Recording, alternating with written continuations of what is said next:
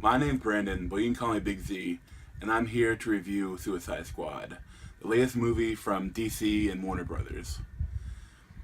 So, I saw it the other day on IMAX, and honestly, I had a lot of fun with it. It's especially in IMAX. It's definitely a fun movie, but there's a lot of flaws with it, and it's definitely much better than Batman vs Superman, but it has some of the similar problems with it. The story is kind of mediocre. It's really pretty, but it doesn't have too much to say. It doesn't have too much soul to it. Honestly, it's the kind of movie that you have a lot of fun watching it, and then afterwards, when you think about everything that happened, you kind of know, oh, wait, well, why did that happen, or why are they doing that, or that's really stupid, and that's this. I think that's why, if you look at the Rotten Tomatoes score, is so low, because especially for movie critics, they see this movie, they're probably not gonna like it. But for people, if you're a fan of the comics, you're gonna go in and you're probably gonna really enjoy it, especially if you don't care too much about the filmmaking of the movie. But I mean, that's neither here or there as whether DC fans want Rotten Tomatoes to go away because they're reviewing the DC films low. Because Rotten Tomatoes doesn't have anything to do with the reviews. There's an aggregate site which gathers the reviews from people, whether it's thumbs up or thumbs down, and they give it a rating from it. If you go after the reviews, not Rotten Tomatoes. I mean, Marvel can still make a movie for the fans and have the critics like it, but DC needs to figure out how to do it. And hopefully, with the new guy helping him, maybe it'll be like Kevin Feige for Marvel, and they'll get better movies for the next run. But we'll see.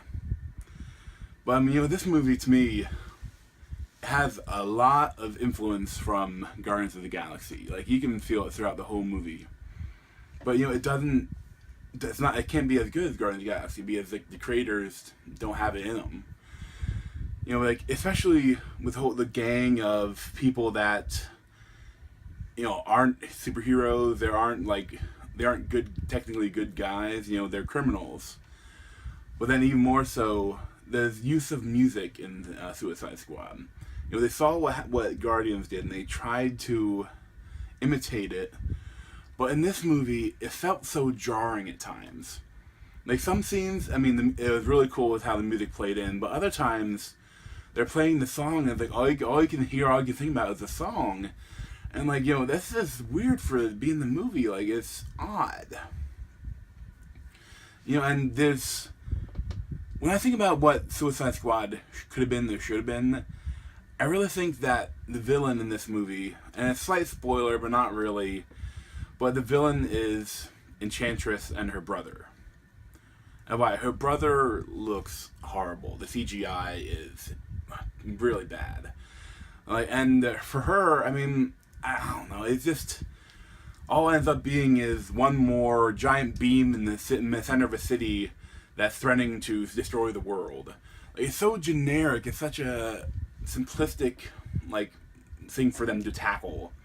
And honestly, no one is powerful enough in this film. The only one that has a real superpower is Diablo, his name is, and he had and everyone else is just a guy is an assassin with really great aim, or a guy with throws a boomerang around, or a girl that is crazy and is good with a bat.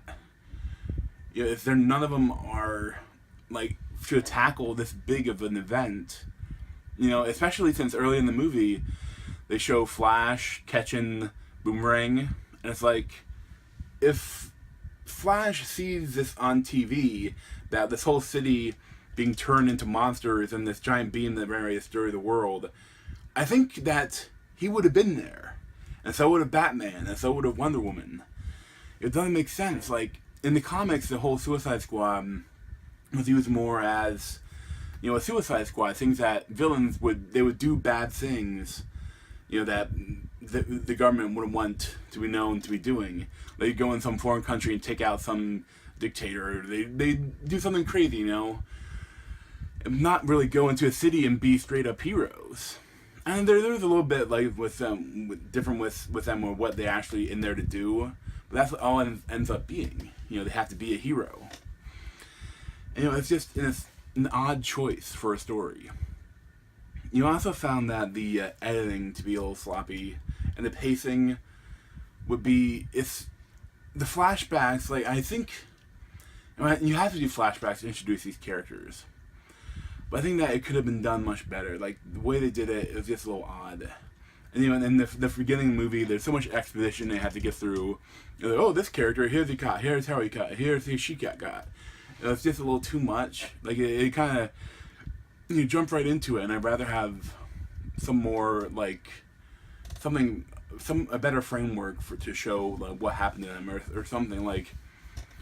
And then after that they keep introducing more people, and they're like, oh, there's this guy, and then like there's this girl, and it's like, especially the one for Slipknot, like that is almost a little bit funny. Like it's not a spoiler, but it's a slight spoiler. But if you look at the trailers, pretty much everyone thought, oh, he's the expendable one, and because he was featured in one scene in the trailer, and then he wasn't in any other stuff, so everyone knew that, oh, he's not going to be around for long.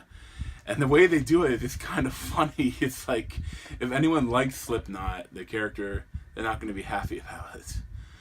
But other than that, like I said, as a movie, it had problems. I really feel like it might be similar to Batman v Superman, where like 20 to 30 minutes are just sitting on the cutting room floor. It feels like the movie should have been longer. Like, I feel like there should have been something more than what we saw. And but what we did see, I mean, like I said, I had a fun time, especially like the beginning to the middle around. Like the last, like some of the whole things when the boss fights, when they have to fight the main villains, they're kind of goofy. I mean, because the villains are goofy. Like they don't really define what their powers are. They don't really. It's just kind of goofy, like how they have to tackle them, have to win the day. I had a lot more fun when they're just going against the grunts, which are like the